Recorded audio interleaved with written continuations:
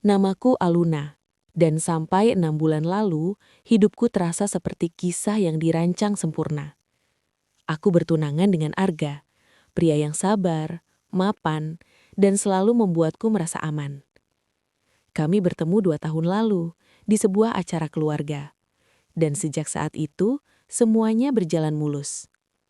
Lamaran sederhana yang ia lakukan di hadapan orang tuaku membuatku yakin aku telah memilih lelaki yang tepat untuk menghabiskan sisa hidupku. Aku tidak pernah membayangkan bahwa kebahagiaan yang tampak begitu rapi bisa menyimpan celah kecil yang perlahan membesar. Pertama kali aku bertemu ayah Arga, aku langsung merasa canggung. Bukan karena beliau galak atau dingin, justru sebaliknya. Pak Dharma adalah sosok yang tenang, berwibawa, dan berbicara dengan lembut. Rambutnya mulai memutih di sisi pelipis, senyumnya hangat, dan tatapannya selalu penuh perhatian. "Panggil saja ayah," katanya saat kami makan malam bersama untuk pertama kalinya. Aku tersenyum kikuk. "Baik ayah." Sejak saat itu, hubungan kami berjalan seperti seharusnya antara calon menantu dan calon mertua. Beliau sering menanyakan kabarku, memastikan aku tidak kelelahan saat membantu persiapan pernikahan. Kadang beliau mengantar pulang jika Arga sedang lembur. Semua terasa wajar, normal, tidak ada yang aneh. Bahkan aku merasa beruntung memiliki calon mertua yang begitu peduli. Arga sendiri sangat dekat dengan ayahnya. Ibunya sudah lama meninggal, jadi Pak Dharma membesarkan Arga seorang diri. Aku sering melihat bagaimana mereka berbicara dengan penuh rasa hormat satu sama lain. Hubungan itu membuatku semakin yakin bahwa aku masuk ke keluarga yang hangat. Hari-hari menjelang pernikahan kami dipenuhi kesibukan. Gaun, gedung, daftar tamu, catering, semuanya menyita waktu dan tenaga. Di tengah kepenatan itu, Pak Dharma sering berkata, "Kalau lelah, istirahatlah. Pernikahan bukan soal pesta besar, tapi tentang kesiapan hati." Aku tidak tahu kenapa kalimat itu selalu terngiang di kepalaku. Suatu sore, ketika Arga terjebak rapat mendadak, Pak Dharma yang menjemputku dari butik. Hujan turun deras, membuat jalanan macet total. Kami terjebak di dalam mobil hampir 1 jam. Disitulah, untuk pertama kalinya aku dan beliau berbincang lebih dalam. Tentang masa muda beliau, tentang bagaimana ia jatuh cinta pada almarhum istrinya. Tentang kesepian yang kadang datang tanpa permisi. Ayah tidak pernah berpikir akan merasa sepi lagi setelah Arga dewasa. Katanya pelan, menatap hujan di kaca depan. Aku menoleh, dan entah kenapa hatiku terasa hangat, sekaligus nyeri. Aku tidak mengerti kenapa perasaanku berubah hanya karena percakapan sederhana itu. Aku meyakinkan diriku sendiri bahwa itu hanya empati, hanya rasa iba pada seorang ayah yang kehilangan pendamping hidupnya. Tidak lebih. Saat mobil akhirnya berhenti di depan rumahku, beliau tersenyum lembut. "Terima kasih sudah menjadi cahaya untuk Arga," katanya. Aku menelan ludah.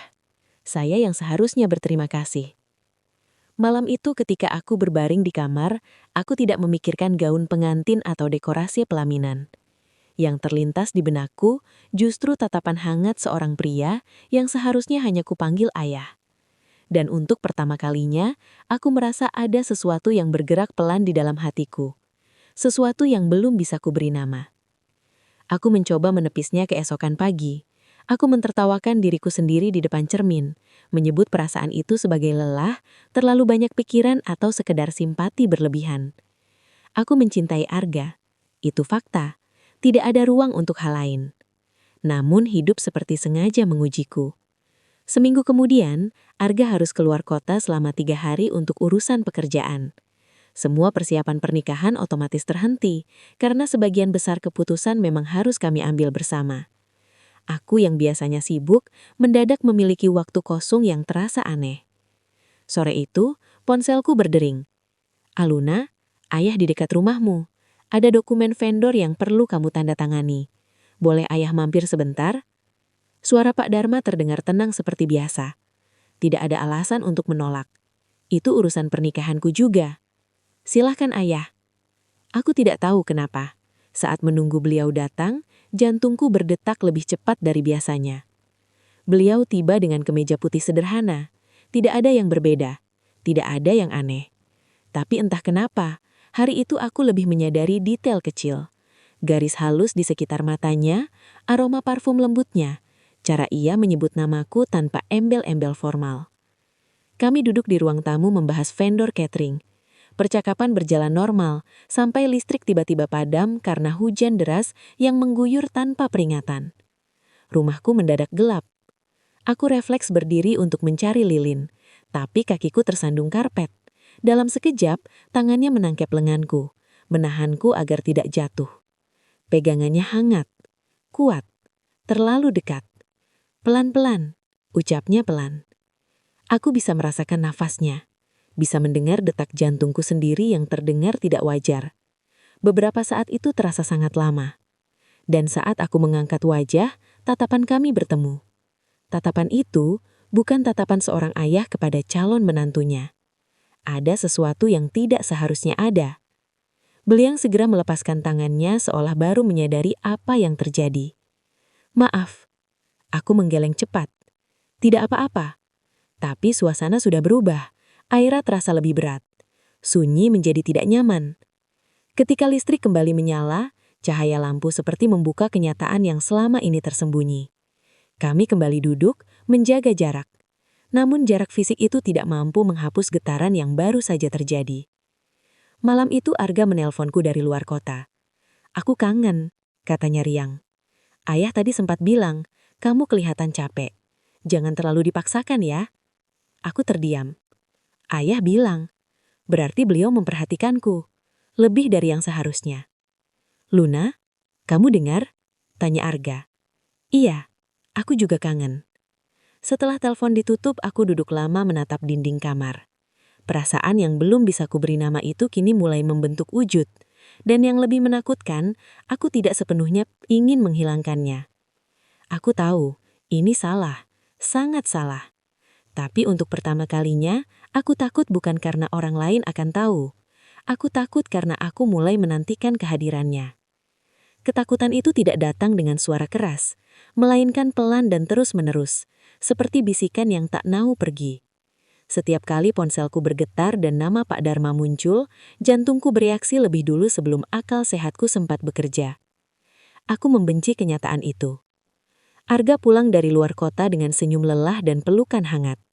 Aku memeluknya lebih erat dari biasanya, seolah dengan begitu aku bisa menghapus semua kekacauan di dalam kepalaku. Aku rasa kita harus mempercepat tanggal pernikahan. Kataku tiba-tiba saat kami makan malam berdua. Arga terkejut. Kenapa? Bukannya 3 bulan lagi sudah cukup cepat. Aku hanya ingin semuanya segera resmi. Jawabku mencoba terdengar wajar. Padahal sebenarnya aku ingin mengikat diriku pada sesuatu yang pasti. Aku ingin jarak. Aku ingin batas yang jelas. Jika aku sudah menjadi istrinya, maka semua perasaan aneh ini harus mati dengan sendirinya. Itu tujuanku. Menikah secepat mungkin, mengunci hatiku sebelum ia benar-benar tersesat. Namun hidup kembali mentertawakanku. Seminggu kemudian, Arga mendapat proyek besar yang membuatnya sering pulang larut malam. Persiapan pernikahan justru lebih banyak kuurus bersama Pak Dharma. Kami bertemu hampir setiap hari, memilih undangan, memeriksa dekorasi, memastikan pembayaran vendor. Semakin sering bersama, semakin sulit bagiku untuk berpura-pura bahwa semuanya biasa saja. Suatu sore, di gedung resepsi, aku berdiri di atas panggung kosong membayangkan hari pernikahanku. Pak Dharma berdiri di bawah, memperhatikanku. Kamu terlihat ragu, katanya tiba-tiba. Aku menoleh. Ragu? Tidak. Beliau naik ke atas panggung, berdiri beberapa langkah dariku. Seorang perempuan yang benar-benar yakin biasanya memancarkan kebahagiaan tanpa harus dipaksa. Kata-katanya seperti menembus pertahananku. Ayah meragukan saya, tanyaku pelan. Ayah meragukan diri ayah sendiri. Jawabnya lebih pelan lagi. Aku terdiam. Seharusnya ayah menjaga jarak, lanjutnya. Tapi ayah justru semakin sering mencari alasan untuk berada di dekatmu. Dadaku terasa sesak. Aku sudah tahu. Sejak malam listrik padam itu, aku sudah tahu. Tapi mendengarnya langsung dari bibirnya membuat semuanya nyata. Ayah, Jangan, bisikku.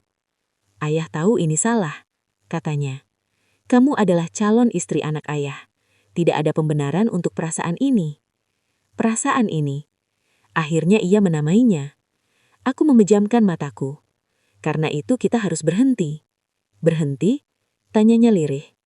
Kita batasi pertemuan. Semua urusan pernikahan saya selesaikan sendiri. Kalau perlu, saya yang menjauh. Itu pilihanku. Itu tujuanku sekarang. Menyelamatkan pernikahanku sebelum semua hancur. Namun menjauh ternyata jauh lebih sulit daripada mengakuinya. Namaku Aluna, dan sampai 6 bulan lalu, hidupku terasa seperti kisah yang dirancang sempurna. Aku bertunangan dengan Arga, pria yang sabar, mapan, dan selalu membuatku merasa aman. Kami bertemu 2 tahun lalu, di sebuah acara keluarga. Dan sejak Namun perasaan tidak pernah tunduk pada jadwal atau logika. Seminggu menjelang hari pernikahan, undangan sudah tersebar, gaun sudah siap, dan keluarga besar dari luar kota mulai berdatangan.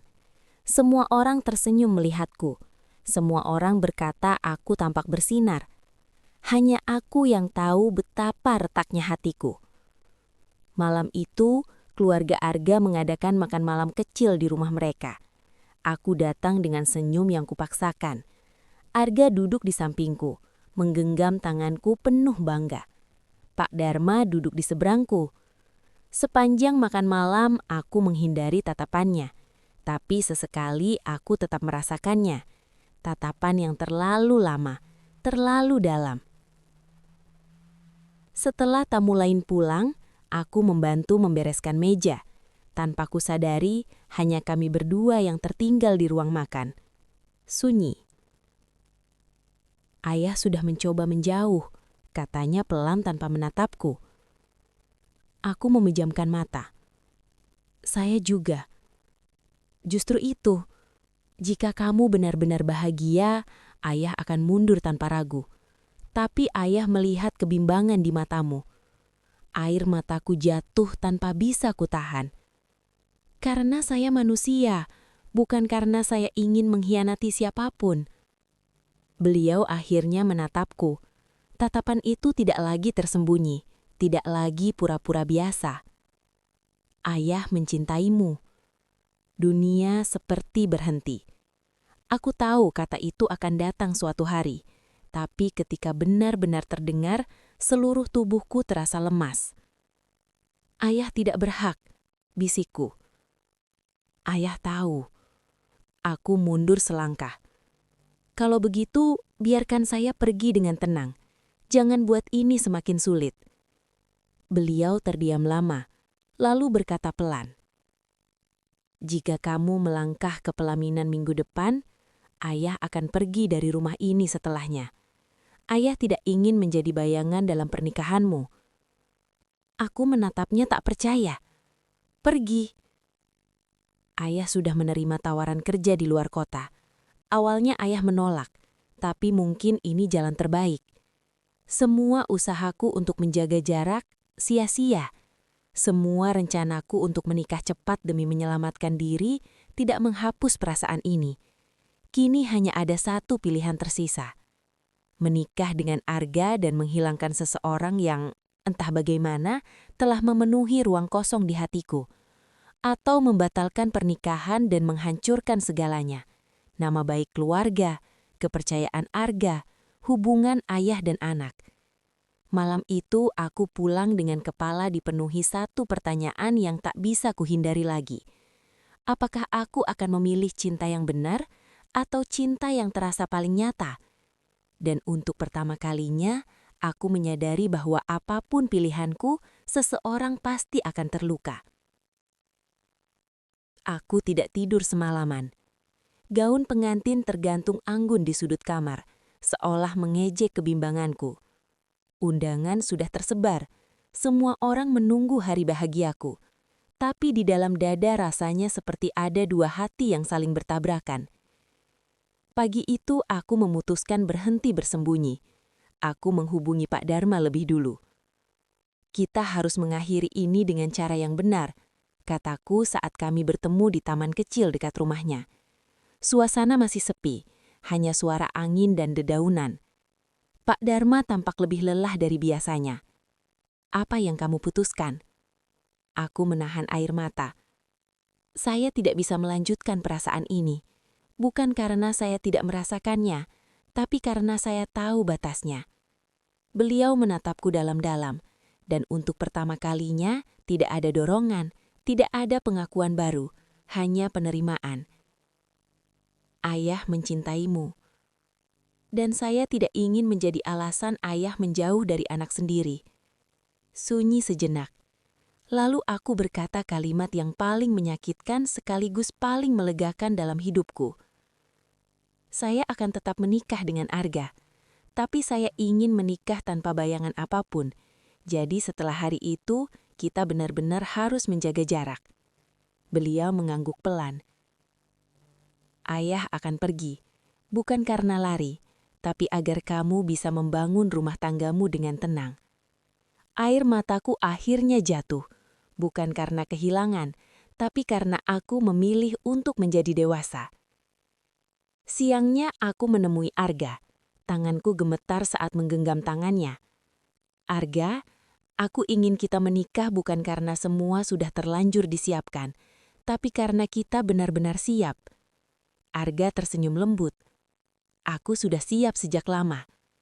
Aku menatapnya lama. Pria yang setia, yang selalu ada, yang mencintaiku tanpa syarat. Dan di saat itu aku sadar sesuatu. Perasaan yang kurasakan pada Pak Dharma adalah badai, kuat, mengguncangkan, membuatku kehilangan arah. Tapi perasaanku pada Arga adalah rumah, tenang, hangat, tempatku kembali. Hari pernikahan akhirnya tiba. Aku berjalan ke pelaminan dengan jantung berdebar, bukan karena ragu lagi, tapi karena aku tahu aku telah memilih dengan sadar. Di antara tamu undangan, aku melihat Pak Dharma berdiri di barisan belakang. Tatapan kami bertemu sesaat. Tidak ada lagi api yang membakar. Yang ada hanya penghormatan dan perpisahan yang tidak perlu kata-kata. Setelah akad selesai, Arga menggenggam tanganku erat. Tepuk tangan menggema. Semua orang tersenyum. Dan pertama kalinya sejak badai itu datang, hatiku terasa ringan. Aku tidak memilih cinta yang paling mengguncangkan. Aku memilih cinta yang membangun.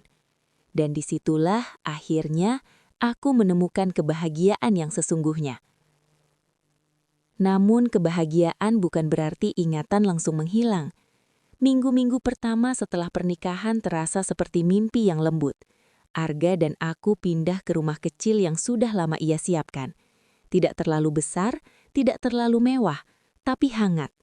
Setiap sudutnya seperti menunggu untuk diisi lata dan cerita baru. Arga menjadi suami yang penuh perhatian. Ia tak pernah lelah bertanya apakah aku bahagia. Dan setiap kali ia menatapku dengan ketulusan itu, rasa syukur memenuhi dadaku. Pak Dharma benar-benar menepati janjinya. 2 hari setelah pernikahan, beliau berangkat ke luar kota untuk menerima pekerjaan barunya. Tidak ada perpisahan panjang, tidak ada percakapan emosional, hanya sebuah pesan singkat di ponselku. "Jadilah istri yang kamu pilih untuk menjadi. Ayah akan selalu mendoakan dari jauh."